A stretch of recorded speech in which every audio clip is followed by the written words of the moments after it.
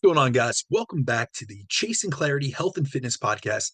This is your host, Brandon DeCruz, and today is episode 89, where we're going to discuss why you need to break the cycle of chronic dieting to set yourself up for better body composition in the future. So, before we get into the meat of this topic, I just want to give you all an update on some changes that we're making to the show and to the podcast. So, for the next few months, I'm going to try to do the show on my own and do some solo casts as I did last week, as Jeff is going to be taking some time off of doing all type of health and nutrition focused podcasts. And seeing as the show has always been centered around the topics of health, fitness, nutrition, and training, I want to continue covering these topics in an effort to continue my initial goal with the show, which was to bridge the gap between research and information and practical application. And many don't realize just how time consuming doing a podcast is, as it's not just like Jeff and I just show up for an hour every week to record a random episode. You know what I mean? And so on my end, it takes a lot of time to compile information and read research to be able to convey quality information that combines both the best available evidence on a topic, but also to combine my 10 plus years of experience coaching clients in the real world. So since day one, I've handled the structure and information that is covered on the show, and Jeff has handled everything on the back end, including editing and producing the show. But we also have, both have very busy schedules that often, we end up cramming, especially within the last few months. We've been cramming these episodes in every week just to get them out in a consistent and timely manner, especially as we're on different time zones and have very hectic schedules that often they just don't, comply with one another. And so the last few months, I'll be honest with you guys, my mother has been in and out of the hospital and in poor health, and I've been spending much of my free time, running to the hospital to visit her or even to appointments to bring her as she's unable to drive at this point. And so it's really, I've taken the role over as her caretaker or her caregiver, essentially. And Jeff, on the other hand, is currently getting ready to release his book, which you guys have heard about many times on the show, which is entitled Brittle to Unbreakable, which is set to release in early 2024. So every week it's become more and more difficult to find availability within our schedules to record the show. So we decided this last week that it was better off if I just take over the show for a while and see how it goes going forward. And then he will come back in when he has more availability and when we really can get on a more compliant schedule in terms of both of us being able to meet each other where we're at and really align in terms of our scheduling. And so I'll tell you guys personally, I had the opportunity to just not do this show. That was something Jeff and I spoke about, but I really pride myself on being someone who's extremely consistent in all aspects of my life, including my coaching, my training, my nutrition, and even in recording of the show. So I'm going to do my best to keep this podcast running on a weekly basis. But seeing as I honestly have no experience in editing and producing a podcast, there's going to be a learning curve within this process. So seeing as this is only my second solo podcast ever, I'd love to hear any feedback from any of you guys about whether or not you enjoy the show and the new format, especially like the solo casts, as I truly want to be able to be of the best service possible to all of you. But this is also a really large time commitment on my end. So I want to make sure that it's worth it to all of those within the Chasing Clarity community that we've built up over the last year and a half plus that we've been doing the show. And as always, you guys, I just want to say I truly appreciate all the support that you guys have given us and our show since day one, since we started it. And we'll continue to appreciate the support or any feedback y'all have. All right. So with that out of the way, let's get on to today's topic.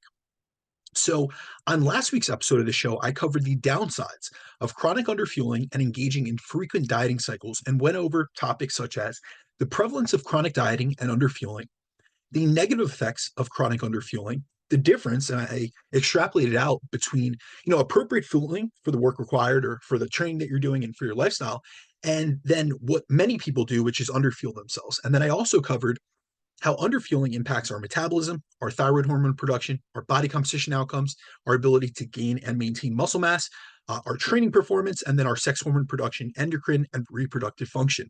And within that podcast, I covered how chronic underfueling and constantly aiming to be in a deficit can lead to a deficiency in energy availability, which is when you do not have adequate energy and nutrients to meet the demands of your exercise and training, as well as to maintain your normal physiological function.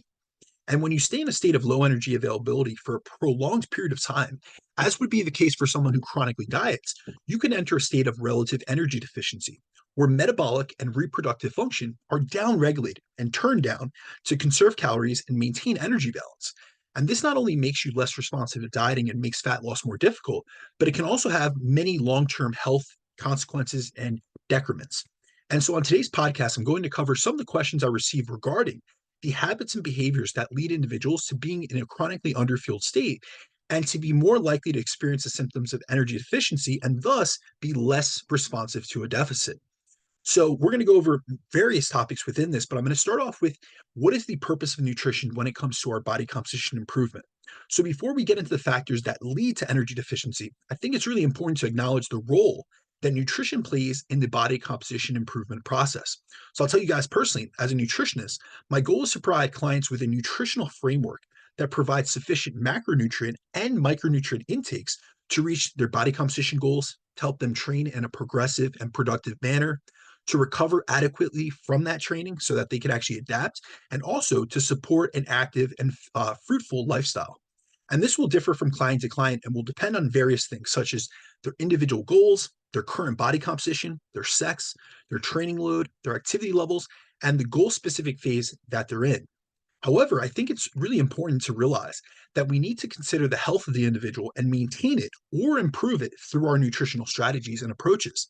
So, the issue here is that many simply look at nutrition in this restriction and subtraction based mindset where they only focus on the diet when they want to lose body fat and body weight. And this leads them to bounce between extremes of overeating to undereating, which negatively impacts their body composition outcomes, their biofeedback and how they feel, their ability to train in a progressive manner and recover from that training, and then also their overall metabolic and hormonal health. So, one like the big focus of today's podcast is going to be on the habits that increase the risk of energy deficiency and decrease your responsiveness to dieting.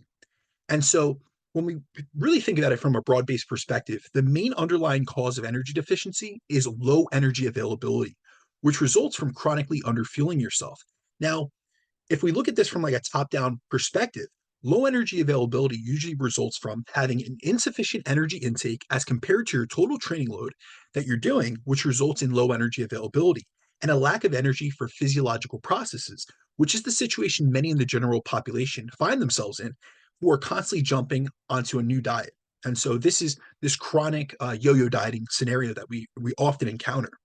But it can also happen as a result of excessive exercise and such a high training load that someone cannot keep up with their energy intake demands needed to fuel that training, which is a situation that many athletes and competitors can often find themselves in. And there's a laundry list of habits that increase your risk of developing energy deficiency and result in your body being less responsive to dieting and to energy deficits. And these habits include being extremely scale weight focused, going between cycles of undereating to overeating and essentially binging, following things like fad diets, skipping meals and going extended periods of time without eating, and eliminating entire macronutrient groups or food groups out of your diet. So today we're going to go through all of these and how they contribute to this cycle and essentially how they lead to a state where you're chronically underfueling yourself and suffering some of the ramifications and consequences of those actions. So the first habit that we're going to cover is being hyper focused on your scale weight as the be all end all metric of progress. And so a common situation and mental roadblock I encounter many people having is they're hyper focused and hyper fixated on their scale weight, especially year round. So even when they're not in a fat loss focused phase, they never let themselves eat enough to fully fuel their training and activities of daily living. And they're always trying to restrict themselves, which often leads them to engage in chronic dieting practices. And there's a reason I often talk about the importance of nutritional periodization and taking a periodized approach towards body composition improvement. And that's because there's a proper time and place for every goal and dietary approach. So there's a time to eat in a deficit and focus on that goal of losing body fat. But this should not be your focus year round and at all times. It's important to realize that you cannot be in a deficit year round because if you really want to improve your body composition, to build muscle and build a more resilient, responsive, and robust metabolism, that will require spending an extended period of time eating at maintenance at the very least, or even a slight surplus, so that you're able to improve from one year to the next, so that the next time you do diet down and focus your attention and energy on losing body fat, you'll be able to attain a leaner, more muscular, and a better physique as a result of that. And one thing I try to work on with clients is their habit of always dieting and always being in this restriction based mindset, as this type of approach is not only going to hinder your training performance and body composition progress, but it isn't healthy from a physiological and mental perspective. And one thing that's tied into being scale weight focused is what's called a drive for thinness and trying to always be lighter and always trying to be a smaller version of yourself. And so, in a 2007 study, researchers looked at exercising females and sedentary females and assessed their drive for thinness using the eating disorder inventory. And they found that those who had a high drive for thinness in comparison to athlete and non-athletes with a normal drive for thinness had a higher rate of energy deficiency. So those were at a 66%, 66% of them were chronically underfueled. They scored higher for scores of bulimia. They experienced more amenorrhea and menstrual cycle dysfunction and had lower resting energy expenditure, lower T3 levels, and higher ghrelin levels.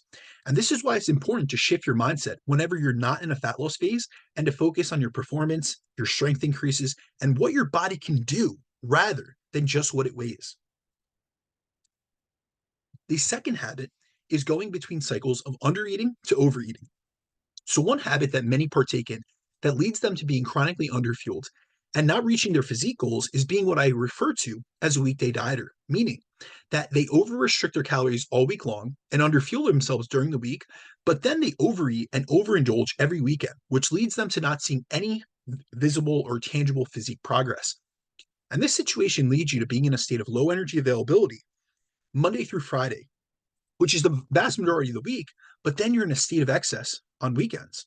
And so the main drawback of this approach is that you spend the vast majority of your time in this underfueled state and in this state of low energy availability, which can cause downregulations in your metabolism and your total daily energy expenditure. So on the weekends, when you swing in the opposite direction and you overeat, whether that be through cheat meals and hyperpalatable foods, or you decide to go out and drink alcohol, you're more likely to store those excess calories and those extra calories that you're taking in as body fat. So you're basically getting the worst of both worlds, meaning you incur the metabolic adaptations of dieting, but you don't get any of the fat loss and body composition benefits because you negate the deficit you worked hard all week to create due to your weekend habits and due to swinging from one extreme to the other, essentially.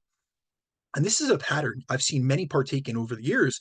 And although they may think that they're undoing the damage their weekend splurging habits have done, they're actually doing themselves more harm than good, which is why so many realize that year after year, they're not seeing the body composition progress that they desire. So usually people get into this habit because at first they're able to get away with it. So they almost don't even realize the ramifications of it until they're months or years down the line and really see, hey, listen, I haven't made any visible progress and I feel like I'm spinning my wheels.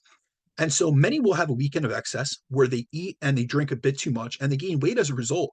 But then they notice that if they buckle down and over restrict calories during the week, they're able to lose some of that weight that they gained from the weekend. But over time, all this does is lead to a situation where you've caused negative metabolic adaptations from being in a state of low energy availability Monday through Friday, and then you overcompensate on the weekends due to being excessively hungry and underfueled. So you never make any tangible body composition progress, but you're likely to suffer from a lot of the effects of low energy availability and energy efficiency. So you're basically on this merry-go-round of stagnation. Now, the third habit that often leads to this chronically underfueled state is following fad diets. So this is another habit that causes many to underfuel themselves and get stuck in the cycle of chronic dieting. And there are so many fad diets being promoted on social media nowadays that many are influenced to follow nutritional protocols that aren't going to be conducive for their physique development, progress, and health long term. And fad diets are something that are extremely popular, especially amongst the general population. And they're often sold as a quick fix or your one solution to your body composition goals. And this is a timely topic, especially with the new year coming right around the corner, as a lot of people will be looking for the next best thing to improve their body composition. And a fad diet is essentially a dietary approach that's sold using claims around being the fastest or best approach to a specific goal. And in today's diet culture, the vast majority of fad diets are marketed towards losing weight. And so they really reel a lot of people in. Now, the issue is nearly all fad diets share a commonality, which is that they eliminate major food groups or macronutrients, which make them unsustainable long term. So, although these diets can lead to weight loss, they often lead to precipitous and rapid weight regain once the diet has ended, or the dieter essentially just cannot stick to it any longer due to the extremes they have to go to fall in line with the rigid rules of this dietary approach. And so, following fad diets can often lead to things like nutritional deficiencies, food fears, and dichotomous views on food where you look at nutrition in this black and white manner. So it's you have diet foods and non-diet foods, on-plan foods and not planned foods, good foods and bad foods, clean foods and dirty foods. And it's just a really dichotomous and unhealthy way to look at nutrition or foods in general. And if you look at every common fad diet, there are drawbacks to them that many overlook. So, for example, with gluten free diets, a lot of gluten free options aren't actually healthier or lower in calories. They just don't contain gluten. So, someone may eliminate gluten from their diet, but they still overconsume calories, which will limit their body composition progress. Then, with vegan diets, many will need to consume more calories to get an adequate protein intake, and this will limit weight loss and can lead someone to underconsume protein and or develop vitamin and mineral deficiencies. Then with intermittent fasting, we have this restricted eating window, which can limit your ability to fuel yourself properly prior to training, and this underfueling will limit your training performance. And it limits the amount of times per day that you can robustly stimulate muscle protein synthesis because within this constrained eating window, you're essentially not able to adequately or properly spread out your daily protein intake across the day. It's also been shown to lead to a greater likelihood of muscle loss. And some studies find that skipping breakfast in and of itself, which essentially is a common habit, like if we look at the vast majority of intermittent fasting strategies, it's eating from like 12 to 8 o'clock or 1 to 9 o'clock. And oftentimes this will advise individuals to skip breakfast. And we actually see in research that just the act of skipping breakfast for those that generally do eat breakfast can actually lower physical activity levels and your total daily energy expenditure. And then with approaches like keto, this diet limits your carbohydrate intake, which can hamper training performance. It's been shown to lead to less muscle growth as compared to mixed diets that do contain carbohydrates. It eliminates high satiety foods like potatoes and oats and fruits, which can impact hunger management, and it limits your fruit and vegetable intake, which can impact your micronutrient intake and your status and essentially your ability to have a well-balanced diet that really helps to not only optimize body composition, hunger management, but also health. And the last fad dieting craze that has really come into fashion in the last few years is the carnivore diet. And so the carnivore diet is an animal based diet, which is generally very low in carbohydrates due to the fact that the only food sources that are usually eaten on this diet are coming from meat and eggs, or essentially animal based protein sources. And so there are a few different approaches one may take with a carnivore diet, whether that be just an all muscle meat diet or a nose to tail diet, where they do consume other things, but it's generally items like organs, like liver and heart.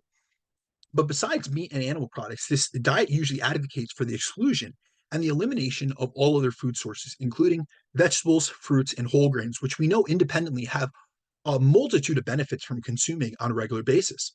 And the issue with this diet is that there are several nutrient deficiencies that can come from a diet solely comprised of animal sources, despite the fact that animal sources of protein are nutrient dense whole food sources.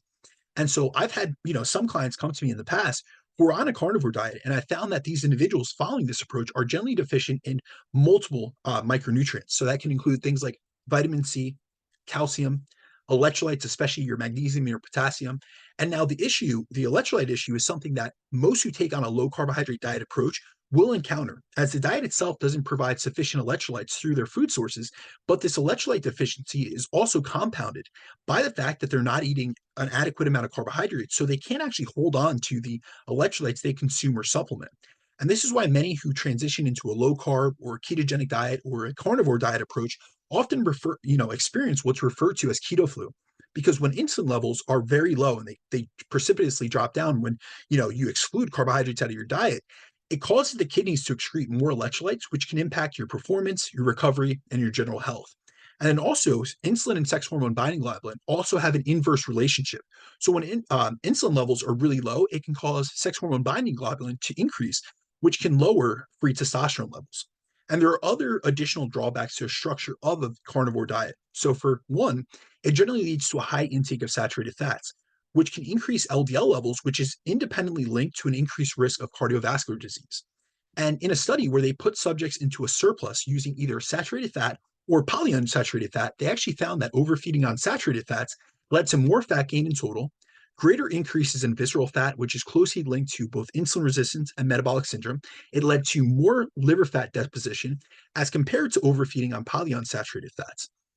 Now, both groups gained the same amount of body weight, but actually, when we look at the polyunsaturated fats, which could include things like omega 3s and omega 6s, that group actually gained more lean body mass and less fat mass for the same amount of calories in excess. And so carnivore diets also do not include any plant products or plant foods, essentially. So these diets feature little to no fiber, which is an issue for a variety of reasons. Any diet that has very low fiber intake is going to lead to a variety of issues, as these type of dietary approaches don't support the growth of good bacteria, as fiber is something that feeds the gut and has various um, benefits, especially on multiple aspects of our health. And this is because fermentable fibers get converted into short chain fatty acids, which have many benefits, including anti inflammatory properties, so they lower inflammation. They have immune modulating properties. They help to improve insulin sensitivity and glucose metabolism. They lead to both better carb and fat metabolism. They help with hunger management. They help with appetite regulation due to their high food volume. So, if you think about the expansion that you get in the stomach when you eat fiber containing food sources, and they also increase satiety via PYY. And fiber can also help with lowering cholesterol, increasing satiety, and eating and weight loss, and they can help normalize bowel movements. Fiber is also especially helpful from a metabolic health and blood sugar control perspective, as it slows down the rate of glucose absorption and insulin secretion. It reduces HbA1c levels. It tends to lower fasting blood glucose, and then it lowers triglycerides, which is another marker that's commonly elevated in those with insulin resistance.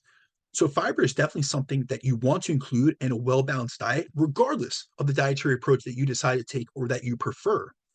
And some research has found that following named diets that cut out certain foods or restrict them, including things like gluten-free diets, vegetarian diets, keto diets, increase actually females' likelihood of experiencing low energy availability. And on a study on athletes with low energy availability, they found that 47% of these individuals were following low carb diets, 41% of these individuals were following gluten free diets, and 17% of these individuals were following paleo diets. So, when it comes to deciding what dietary approach you should use, it's important to be selective about the approach you choose and not to just follow a diet because it's popular or it's highly marketed or some influencer on Instagram is saying that this is the next best thing. All right, so on to habit number 4, which is eliminating entire macronutrient and or food groups out of your diet. So another habit that's related to chronic underfueling, which can lead you to being at an increased risk for developing energy deficiency and turning down your physiological function, is following a dietary approach where you eliminate entire macronutrients and or food groups completely out of your diet. And the elimination of certain nutrients is something that's common with dietary approaches such as keto, carnivore, and plant-based approaches, where a lot of times these approaches will encourage you to completely cut out carbs and sources of sugar such as fruits and or animal sources of protein. And a major contributing factor to developing energy deficiency is eliminating carbs from your diet, which leads to what's called, referred to as a state of low carbohydrate availability. Now, the reason that this is important is because having adequate carbohydrate availability is tied to many hormonal systems. So it's tied to leptin, LH, which is luteinizing hormone, and thyroid production. And it's also needed for fueling high intensity exercise performance. And glucose, so what comes from carbohydrates, is the preferred fuel source for your muscles, your brain, and your central nervous system. So, fueling yourself appropriately and having adequate carbohydrate availability is important, as being in a state of low carbohydrate availability can result in decreases in thyroid production, decreased leptin production, which is one of your main satiety hormones, and can have negative impacts on iron absorption and bone health. So, in a 2023 narrative review, which was just released, they looked at the relationship between low carbohydrate availability and relative energy efficiency, or essentially being underfueled. And they proposed that low carbohydrate availability can contribute to the negative effects of low energy availability, but it can also have independent performance and health consequences, especially in active individuals. And they found when individuals did not consume enough carbohydrates compared to the requirements for their body composition and physical activity or exercise levels, it can lead to this state of low carbohydrate availability. And now, low carbohydrate availability is a separate concern that's independent of low energy availability, though they're often attained simultaneously. So it often happens at the same time. And this is defined as having a diet with low carbohydrate intake before, during, and or after exercise, which reduces the amount of available carbohydrates for the body to use, and it leads to low glycogen stores and or low exogenous intakes of dietary carbohydrates.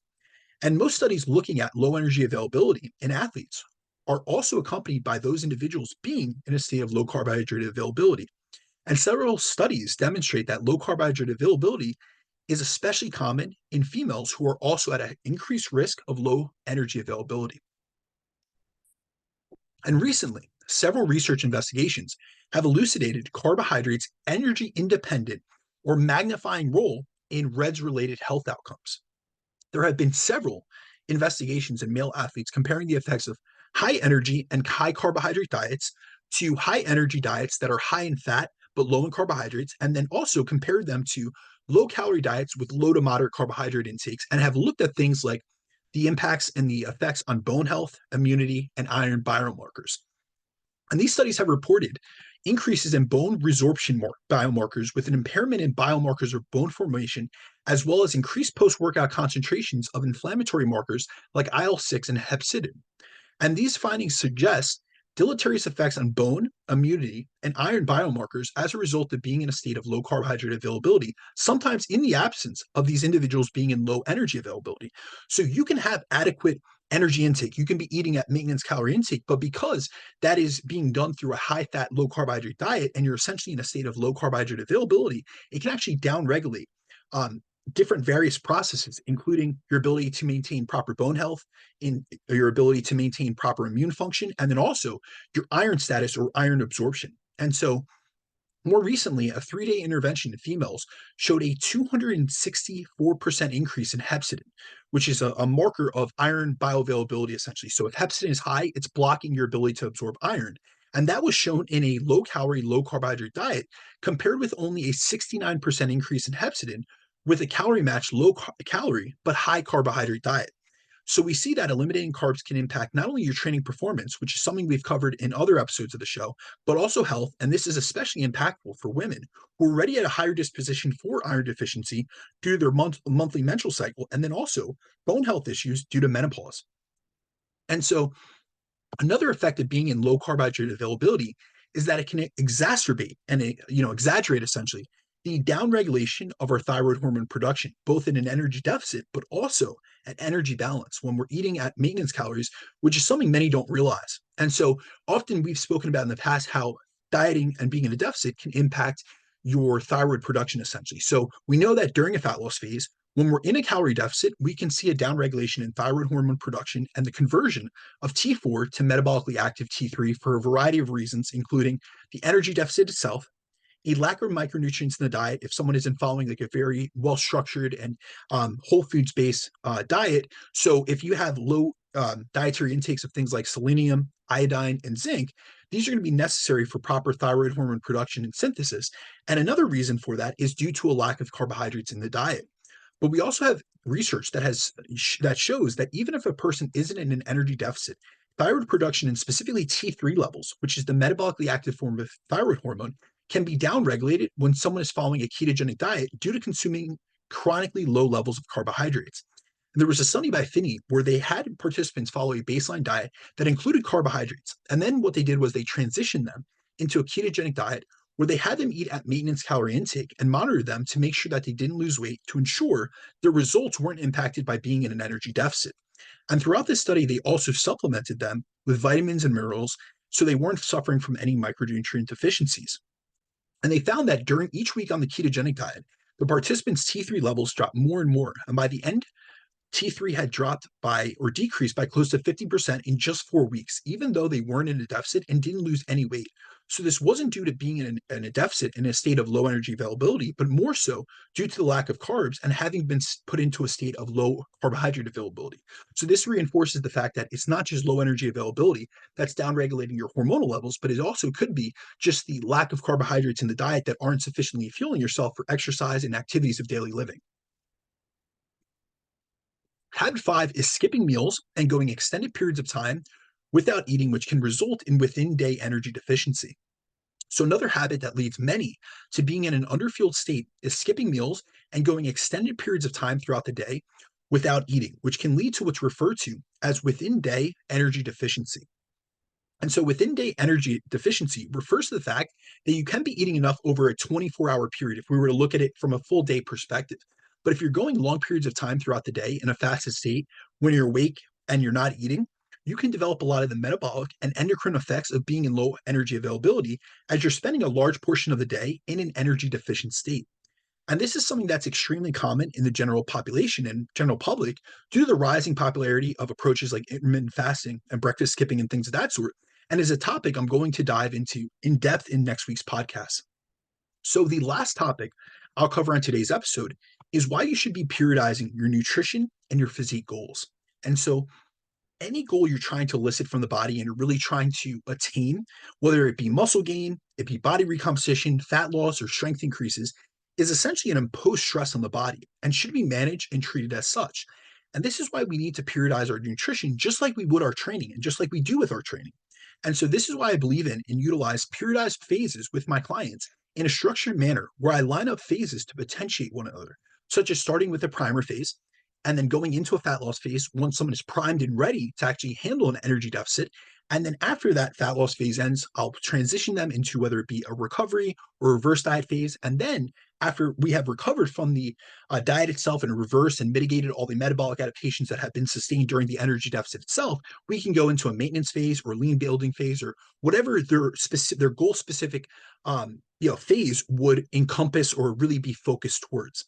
And the goal with this periodized approach is to transition between phases to provide the body with a different stimulus that helps one system recover while another develops. So we're really offloading stress from one system. So for instance, if you go from a fat loss phase and you've stressed your metabolic system, then we're going to go into a recovery phase where we're increasing energy availability. We're taking stress off the metabolism. We're rebuilding that essentially. And we're really focusing on building muscle, which is a new stimulus.